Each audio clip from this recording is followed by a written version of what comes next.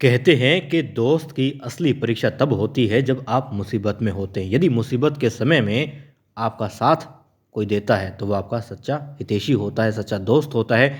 मगर यहाँ पर जब देवी अहिल्या, खंडेराव होलकर और मालेराव की जान खतरे में है, तब कौन दोस्त आता है इन्हें बचाने के लिए?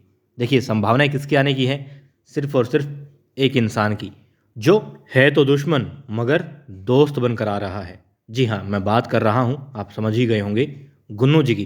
क्योंकि गुन्नू जी ने कहा है कि अभी तो सिर्फ तुम्हारी जान बचाई है। मतलब कि खंडेराव होलकर की उन 4 दुश्मनों से हालांकि बच जाते खुद ब खुद खंडेराव होलकर, मगर वहाँ बीच में आ गया और गुन्नू जी ने एहसान जता दिया और खंडेराव होलकर ने मान भी लिया कि गुन्नू जी आपका एहसान है कि आपने जान बचवा दी खंडेराव होलकर की।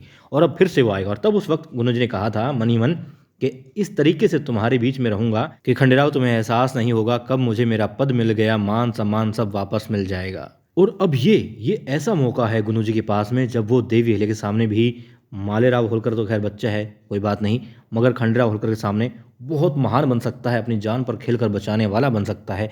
लेकिन देखिए, ये बात तय है कि सारी बातें पता है, धना सरदार ने गुन्नू जी को बता दी होगी कि ये काम होना है, इस वक्त होना है, तुम जा करके अपनी भूमिका जो अदा करनी है करो। लेकिन ईश्वरी सिंह आखिर क्यों जाने देगा और क्यों आएगा गुन्नू जी, ये बात भी है। क्योंकि ईश्वरी सिंह तो मारने वाला है खंडेराव होलकर को, ये बात धना सरदार जानता है। तो भला क्या हित, क्या ये सोच करके कि मालेराव बच जाएगा या फिर देवी अहिल्या बच जाएगी तो क्या होगा, रानी तो वो बन जाएगी। इसलिए खंडेराव को बचाने के लिए गुन्नू जी वहाँ पर आएगा। गुन्नू जी को आना ही पड़ेगा, क्योंकि यदि नहीं आते हैं तो फिर क्या फ़ायदा हुआ वो औषधि बनवाने का द्वारकाबाई साहब का, वो इतने बड़े भारी भरकम पहलवान को लाने का, एहसान जताने का, उसका क्या लाभ हुआ?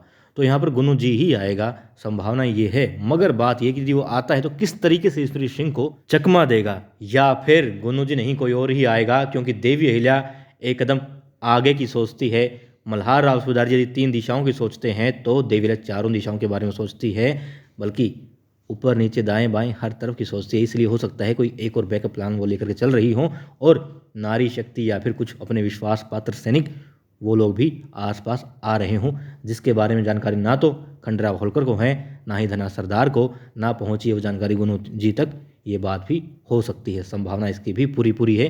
क्योंकि देवी अहिल्या यूं ही अंधेरे में तीर नहीं मारती कि हाँ खंडेराव को दिक्कत आई तो देवी अहिल्या संभाल लेगी, कोई दिक्कत नहीं है, नहीं। वो ये सोच के चलती है कि यदि ये बात ना बनी तो, ये बात ना बनी तो, ये बात ना बनी तो कहाँ से क्या उपचार किया जाएगा। वो हर बात को, हर संभावना को सोचकर विचार कर चलती हैं। जिस तरीके से शतरंज में आगे की 14 चालें हम सोच कर चलते हैं, बिल्कुल ठीक उसी तरीके से देवी अहिल्या यही सोच कर चलती हैं। और यहाँ पर संभावना यही है कि देवी अहिल्या का ही बैकअप प्लान होगा, जिसकी बदौलत खंडेराव होलकर देवी अहिल्या मालेराव को सुरक्षित वाड़े में ले जा पाएंगे। बाकी इन सब बातों के अलावा और क्या हो सकता है आप बताइए, क्या मल्हार राव सूबेदार जी वहाँ पर आ सकते हैं? क्या लगता है?